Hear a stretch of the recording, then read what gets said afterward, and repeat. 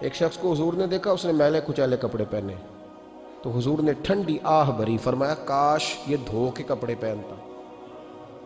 ایک شخص کو دیکھا بال بکھرے ہیں، کنگھی نہیں کی، تو حضور فرمانے لگے کاش یہ کنگھی کر لیتا۔ نفاست پسند آدمی پہ نا بوجھ بنتا ہے۔ جو آدمی، آپ کو پتہ ہے کہ امام شافعی تو فرماتے ہیں جمعے والے دن غسل کرنا واجب ہے، ماتے غسل نہ کرے تو جمعہ ہی نہیں ہوگا۔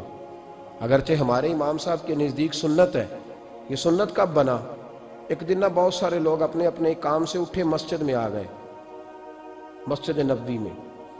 کوئی کسان تھا تو کھیت سے اٹھ کے آ گیا، کوئی مزدور تھا تو مزدوری سے اٹھ کے آ گیا۔ تو مسجد میں جب بہت سارے لوگ جمع ہوئے نا، تو بعض لوگوں کو دقت محسوس ہوئی، تو رسول کریم علیہ السلام نے فرمایا کتنا ہی اچھا ہو کہ تم جمعے والے دن نہا کے آیا کرو۔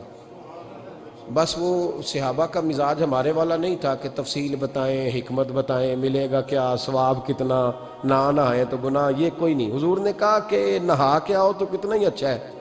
پھر کسی صحابی نے کبھی بھی بغیر غسل کیے جمعہ ادا ہی نہیں کیا۔ کسی نے بغیر غسل کے کبھی جمعہ ادا ہی نہیں کیا نا۔ اسلام بڑا خوبصورت دین ہے۔ حضور نے فرمایا جو کچا پیاز کھائے وہ مسجد نہ آئے، پہلے مسواک کرے، دانت صاف کرے، پھر آئے۔ نبی پاک صلی اللہ علیہ وسلم نے فرمایا جو کچی مولی کھائے مسجد نہ آئے۔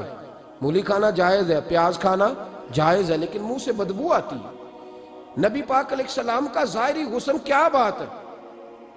میلاد مبارکہ میں نبی پاک علیہ السلام کی جو چیز بڑی کھل کے واضح ہوتی ہے وہ رسول اللہ کا حسن و جمال ہے۔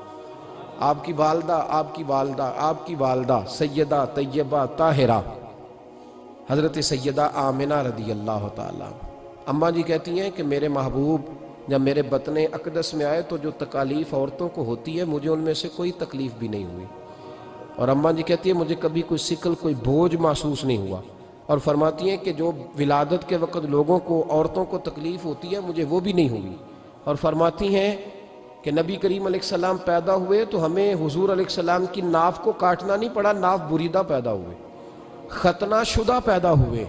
آپ کو پتہ ہے عورتیں غسل دیتی ہیں بچے کو پیدا ہونے کے بعد، لیکن میرے محبوب نے سجدہ ہی کر لیا پیدا ہوتے ہی، امتی امتی کہتے ہوئے پیدا ہوئے۔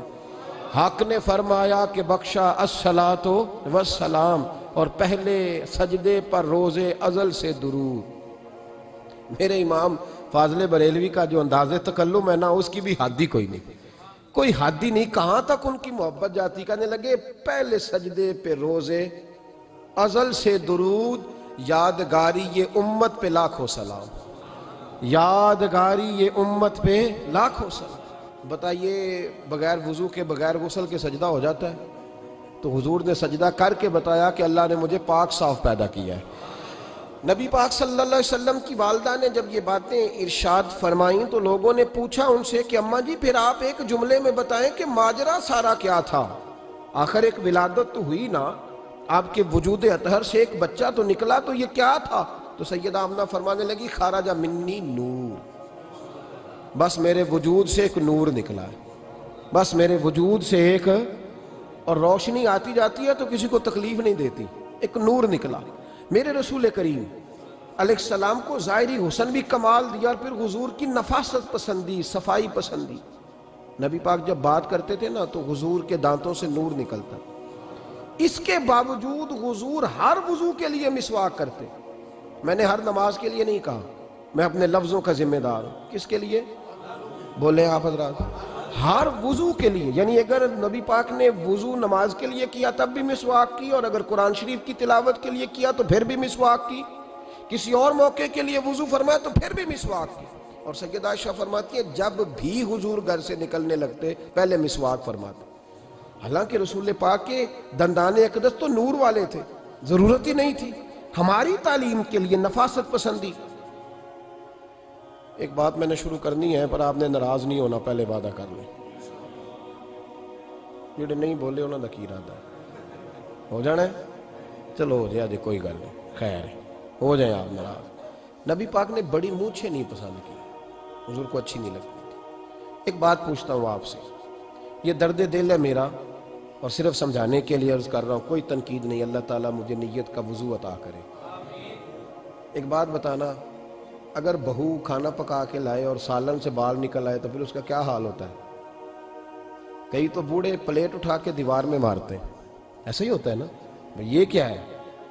اور اگر کبھی روٹی سے نکل آئے تو بیوی صاحبہ کا کیا حال ہوتا ہے؟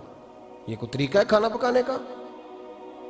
اور اللہ تعالیٰ معاف کرے، اگر کبھی ہوٹل میں چلے جائیں امیر لوگ 15,000 کا ڈنر کرنے، تو وہاں کسی سالن کی پلیٹ سے بال نکل آئے تو پھر تو پیسے کیا دینے ہیں، پھر تو ان کو اور جرمانہ ہو جاتا ہے۔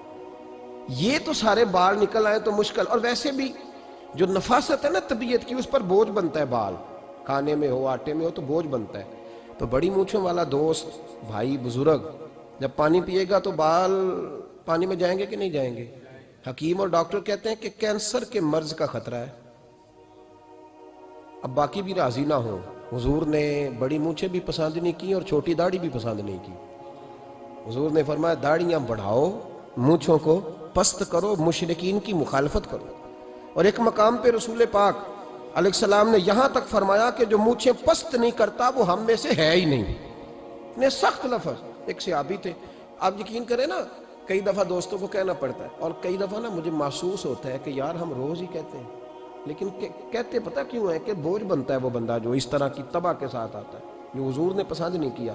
ایک شخص نبی پاک کے سامنے آیا، قاضی عبدالدائم دائم صاحب نے لکھا ہے، بڑی خوبصورت بات لکھی ہے، کہنے لگے حضور کے سامنے وہ اکثر آیا کرتا تھا تو مونچھیں بڑی تھی، حالانکہ داڑھی بھی بڑی تھی، مونچھیں بھی بڑی تھی۔ 2-4 دفعہ حضور نے باتوں باتوں میں تات اللفظ سمجھایا۔ کچھ بندے نہیں سمجھتے، تات اللفظ سمجھاؤ یا بڑا کھول کھول کے سمجھاؤ پر بات سمجھنے کو تیار نہیں ہوتے۔